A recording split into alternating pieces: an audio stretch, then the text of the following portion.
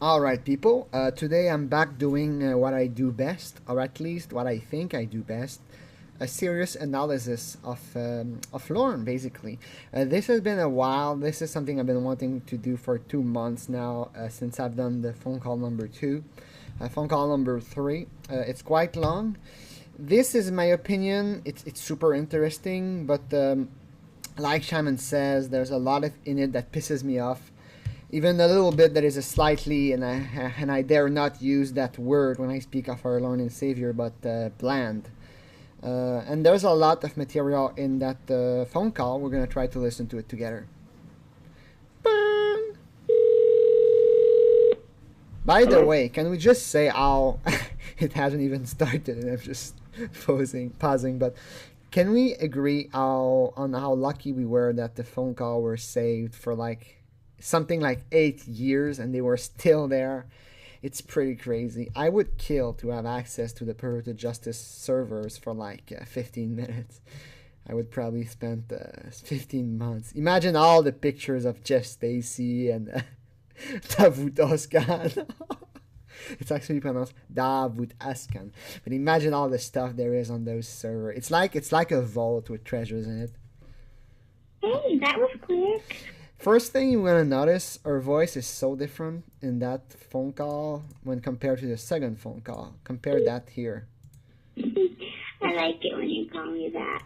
Look at how young she sounds and how unsecure and nervous, and now Hello? hello, and he's talking. I have a feeling this is the voice he does when you make that phone call. I think he was still employed as a telemarketer, or is it the phone call he's doing? He says, "I quit my job." But anyway, that's the kind of voice you expect from a telemarketer.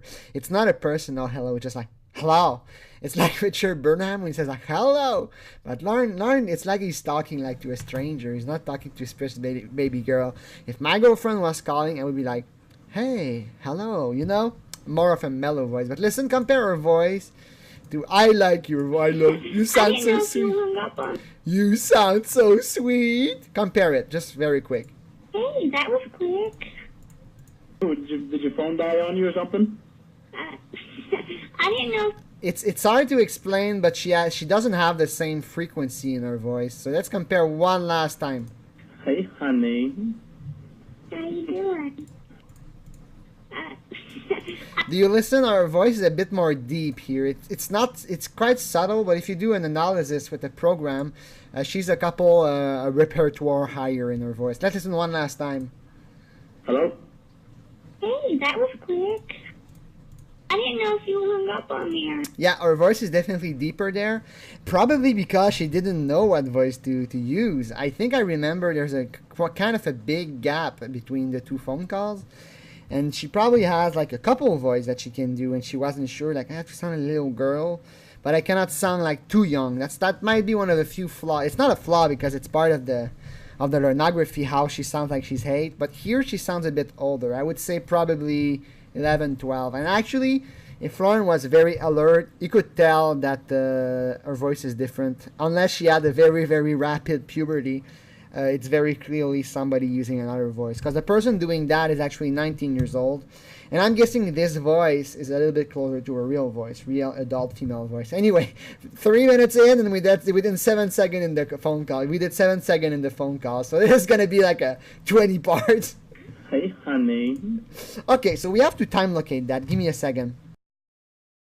Okay, very sorry about that. I should have planned ahead, but I didn't plan on making a video about it. So we all remember. I mean, I didn't think I would talk about it, like that part. But we remember the second phone call. Everybody listened to it with the awesome song that happens on September 21, 2007, right here. Like, what happened? Where's my precious princess? Like like a fucking pervert. The other phone call is gonna happen quite a fair bit later, actually. It's gonna happen on October 6th, 2007. So more than two and a half years. Not years. I was confused with Lorne's sentence here.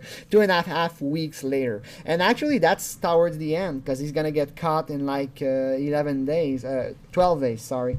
So there's a long gap where they don't talk on the phone, and Lorne is basically begging her to talk to her, and I'm guessing Southern Aphrodite. Aphrodite, the girl doing the voice, she was busy and they had to set it up. They have to set the recorder and they have some kind of server that, serves as a backup. So it's kind of funny because Kayla invents excuses for not talking to him. And I'm guessing that she doesn't want to talk to him on the phone all too bad. But she invents like a lot of excuses. Like, my parents are watching TV downstairs. I can't call you, my parents are watching TV.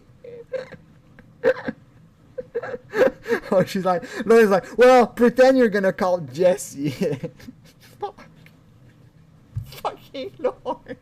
That's the kind of stuff you do when you're like 14 years old and you have a girlfriend and you don't want your parents to know that you're talking to your girlfriend because you want to keep secrets. That's the kind of things you do when you're a kid. If you're 36 years old and you need to tell your girlfriend to sneak the phone upstairs from her parents, that means your girlfriend is too young.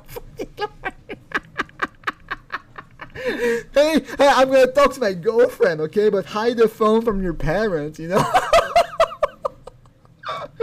And there's a lot that goes on. What I wanted to point is that's the biggest time gap, because the phone call number 4 is gonna be on the 8 days later, and 5 and 6, of course, on the final day, which is October 8th. No, that's the just a minute. They're right here, October 18th, the day shows up. So that's the biggest gap between the two phone calls, and a lot happens between September 21 and October, and I already forgot about it, and I'm not even that drunk, yes. October 6th. A lot happens, a lot of twisted, sick fantasies. We have, for example, the keep you naked, the bath, and you have Lauren's phantasm.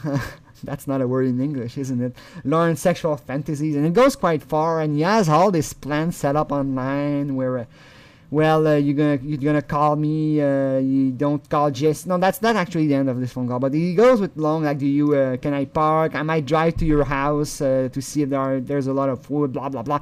I want your address. And what I try to do is basically it's completely different. It's like comparing Star Wars 1 with Star Wars 4, and I'm just making that comparison because the movie's coming out soon. But it's so different, the dynamics of the call. And when he called her for the first time, that was at the beginning, taking too long. But that was like 4 days in. And then he waits a long time, and now Lorne is really committed, and he's really gonna show up, and his attitude and demeanor is completely different with her. And that makes the phone call extremely interesting to study. I can't believe I haven't done that earlier. I just want to say, Base Shaman did an analysis of it. He did it quite well. I don't have a lot to add, but I think it's quite interesting to really dissect everything.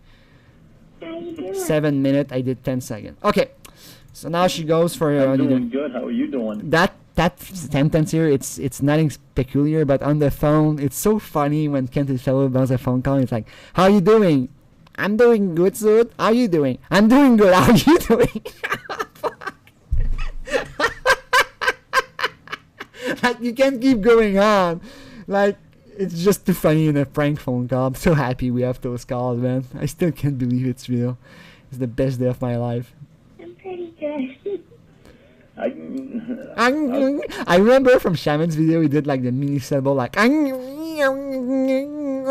And if we look again, I'm gonna time locate. Give me a second. Sorry about that. I should have really planned that ahead. It's actually closed because my hard drive is full and it bugs out. But so basically, the way it happens, there's that part here. Like I have your pics of you in your dress with the pink polka dot on my screen right now. It's been up there all day. Like, in what world did Lorne think that it was like a romantic thing to say, like, to a girl? Like, I look at your picture all day. That's all I did today. He actually does it.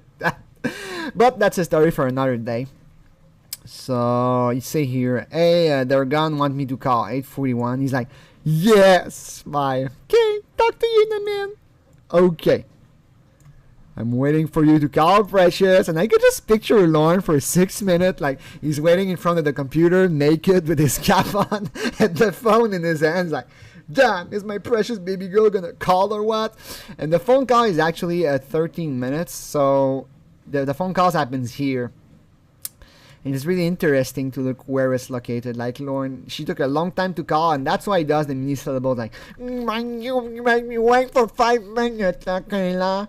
I was waiting for you to call, precious. And that's gonna lead to a very interesting speech, basically. Let's listen to I it. was waiting for you to go. I was waiting told you that. I'm waiting for you to call, Precious. What took you so long? I had to find the phone. That's a good excuse. Like, it was probably planned ahead. That's a couple of things I've started to realize now. They actually plans a few like scenarios ahead of time. I can't believe that she thought about that so fast. So she told them, if he complains about the time, tell him you had to find the phone. And it's actually funny because at the beginning of the pornography, he asked her, like, do you have a wireless phone? A cordless, that's the term he used. Like, you have a cordless phone. And she's like, oh, that's why you couldn't find the phone. And I hate when that happens. Seriously, it used to happen. Like, you lose the cordless phone. You're like, oh, where is it? But most phones have a ringer, so it doesn't take all that long to find it. And it's kind of not a good excuse. Like, she could have said, for example, Mom wanted some help with the dishes. That's a better excuse than I had to find the phone for like 8 minutes. I mean, Kayla has a mansion, so it's kind of believable that she could lose the phone in her mansion, but Lorne's apartment, it's very hard to lose the phone. Like, let's agree there aren't many places where you could hide the phone. And Lorne, on that phone call, he doesn't sound out too good, and I was trying to find, like, why has he been sick? Like, that's here, I've been sitting here waiting for you, like, get alive. But, I'm gonna go, and then that's the day before. That's the morning. Yeah, I missed my baby. Get on here as soon as you can. Fucking manipulative prick. But it doesn't sound all that great during that phone call. Oh, that's the part where he says he's your dad. He'd love it if you ask his permission. Like, fuck you, you sick pervert. Daddy, can I buy some white panties for my internet boyfriend? He's 36. His name is Lorne, and he's gonna be a country singer. We're gonna tour the entire US. Honestly, if my daughter came out to me and said that, like, I've been talking with a pervert online, he's 36 and he's gonna be a country singer, I wouldn't even be mad. I would just be laughing my ass off. I'd be like, fuck. And that's the kind of thing kids would do, you know? Little kids, they're like, oh, my boyfriend is gonna tour the US. They're kind of naive, not naive, but credulous, you know, they believe easily. So if my child came out to me and said that she'd been chatting with that guy, I would just laugh like, no way. That would be a story I would bring, like, in my daughter's life, like, every month. Do you remember that time you were chatting with the guy? Is he a country singer yet? And imagine at her wedding, I would go and say, when my daughter was 13 years old, she almost married another guy. Do you remember that, Kayla? He was Lorne, and she would be so red. Like, I can't believe I was so stupid. Fuck. I almost wish it was real, just so we could make fun, but there would be a real victim. I mean, it is real, but imagine. Okay, it's not funny. He could have seriously harmed her, but okay, it's funny anyway. Fucking Lord. Oh. I'm sorry.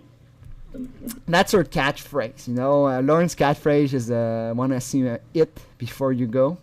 And Kayla, it's K, cool, and I'm sorry. With those 3 sentences, she can solve 90% of all problems Lorne is going to put her into. And we'll look into that later. Remember that for now. You can in life, if you have like any problem, like with anybody, you can solve all your problem with K, cool, and I'm sorry. And I mean it. Like, I have a friend who's a doctor. He's actually a very bad med student. He almost failed out his classes. And he only passed because his father has a lot of money and he gives, huge grant to the university. And to get an internship, he couldn't get an internship because he was so bad. So the father had to donate like $10,000 to a hospital donation fund. And eventually he was taken and he became like a general doctor, not specialized. And he loves it, so I'm happy for him. And he told me, Nathaniel, the secret to medicine, antidepressant, anxiolytic, and anti-inflammation. With those 3 medications, you can solve 90% of the problems. And I always stuck with me, like, it's kind of obvious, Most health problem you can solve with either like a Tylenol, a beer, or some weed. Bad example, but that's pretty much it.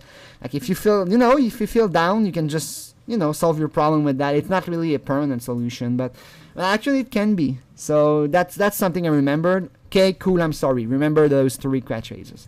About what? About what? That it took me so long to call. And here she's going for a straight variant. There's many things she could say, but she's like, I'm sorry it took me so long to find find the phone. That's a pretty safe line of discourse, I would say, because Lorne likes when little girls are submissive to him. And I always wondered why Lorne didn't become a father. It would be so much easier for him to molest his kids because, he's their dad. And then I realized something about Lorne. There's no way he could survive the baby years. Like he wants little girls to abuse, doesn't want babies, and he doesn't want. He won't be able to provide for a kid. Let's face it. If Lorne didn't have his mother to save his ass or jail to feed him, Lorne would probably eventually be homeless and starve to death. Like the only reason he's not dead is because his mom sent him money in jail, Like, let's face it, Lorne wouldn't have survived in jail without his mom sending him money. And a lot of money.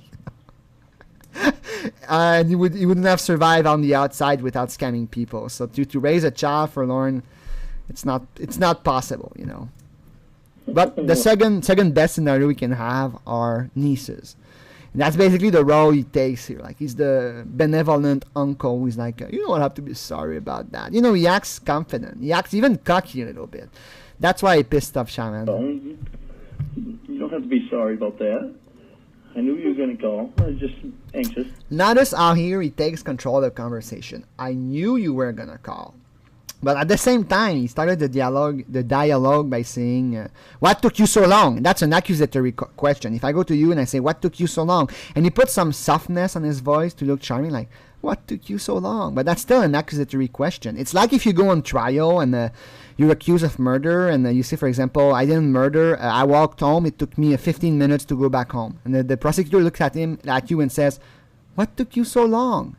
It doesn't take 15 minutes to walk from the bar to your house. What took you so long? It sounds nice, but you're being accused. Like you're lying, You should have walked home earlier. Same for Kayla. She should have called him earlier. She made the master wait. How dare she? If she was there, he would probably spank her. And she has to be naked. But all this to say, he went from an accusatory question and now he goes from, you don't have to be sorry about that. So he does a lot of that. We're going to call them spikes. So if you go technicals, it's spikes. He accuses and then immediately does the opposite, he comfort. And you use that, you can destroy someone easily with that. Like if you go to someone and you accuse them like, why did you do that? It's alright, don't worry about it. But why did you seriously? Don't worry, it's all cool, Those kind of spikes are so irritating for an adult. It's not like bipolar, but too extreme. You accuse, then you comfort. It's a way to gain control and domination and subjugate someone. That's the right word. You want to subjugate the person. Eventually, the person will be conditioned. Like he's mad at me, I have to do something so he act nice. And that's his way of grooming Kayla. And it's even more interesting, I think, than the chat log. The chat log is plain interesting, but the way he does that on the phone call and so naturally, like, it's unbelievable how he goes. Lorne might not be an expert in communication. He doesn't really understand like the intricate details of human relationship, but somehow, innately, he understands the pith of the subject. He really understands, even though he never studied it, I'm sure. He sort of found the way to groom kids like automatically. And you can tell that's the kind of strategy he used with his nieces. Like, hey girl, why didn't you finish your meal? And they're like, I feel bad, he's accusing me. No, that's okay, you get dessert anyway. And now they feel relieved. And that's so annoying when someone does that. It pisses me off. But when you're a kid, it's extremely efficient. So we're going to continue. We did the 42 seconds. We're going to try to go a little bit faster. I'm going to spend all night here. Not that I have a problem with that, but let's see you for part 2.